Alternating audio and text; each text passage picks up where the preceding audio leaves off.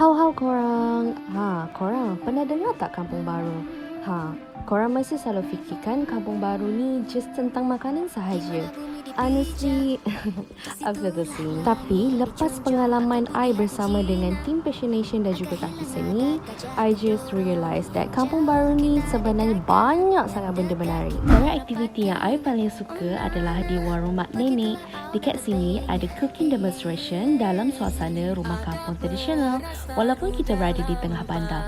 And the food was busting. Lepas tu kita ada joget lamba, and this is one of my favourite part. Aktiviti ni macam jarang orang buat sekarang tau. Jadi ini adalah salah satu orang dulu berinteraksi dan have fun together. Dan akhir sekali kami ikut Kampung Baru Heritage Walking Tour. Pada awalnya, saya hanya mengenali kampung baru ini sebagai sebuah kawasan tumpuan makanan dan tarikan pelancongan semata-mata.